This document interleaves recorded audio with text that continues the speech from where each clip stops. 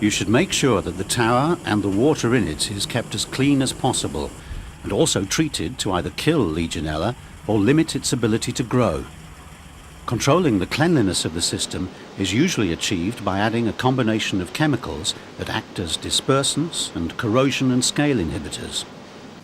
Chemical biocides containing chlorine are usually used to control microbiological activity.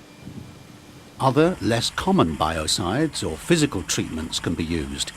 The advantage of these methods is that they avoid having to deal with hazardous chemicals, but you need to be sure they are at least as effective as the more conventional biocides.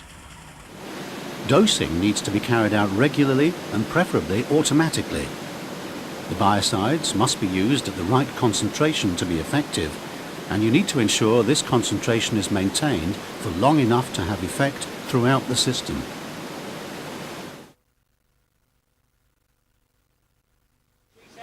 There are a number of typical checks recommended for routine monitoring of cooling tower water.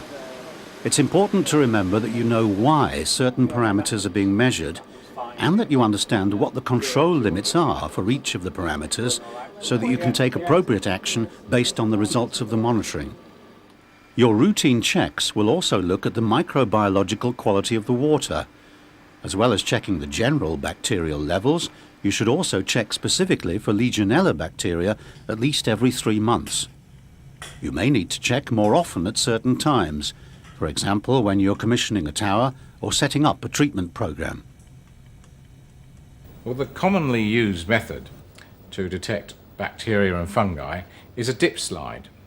This is a dip slide which comes in a sterile container, and you must be very careful not to touch the surfaces.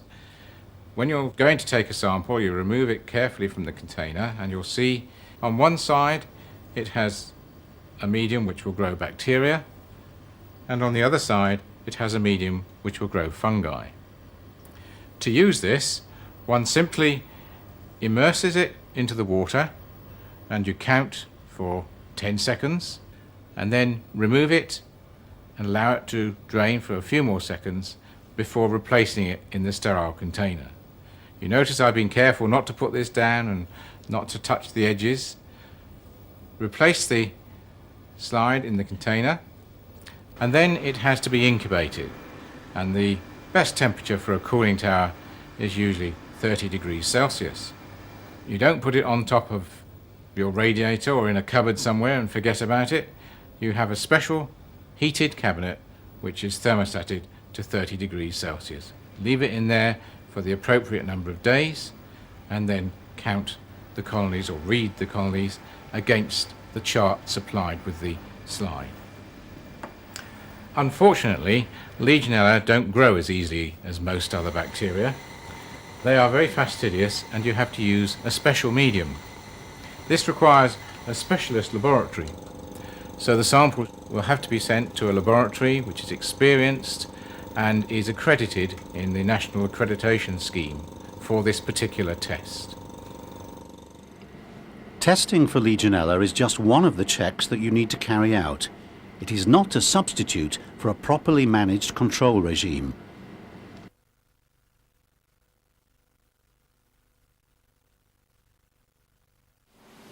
The use of biocides as part of the treatment program needs to be combined with regular cleaning and disinfection of the cooling tower. If your process is continuous and you can't close it down, then you will need to take other measures, such as using side stream filtration, to ensure that the system is kept clean. You should clean and disinfect at least twice a year, but you may need to do it more often depending on local conditions. You should also clean and disinfect when bringing a tower into service for the first time, or if it has been shut down for a period of time.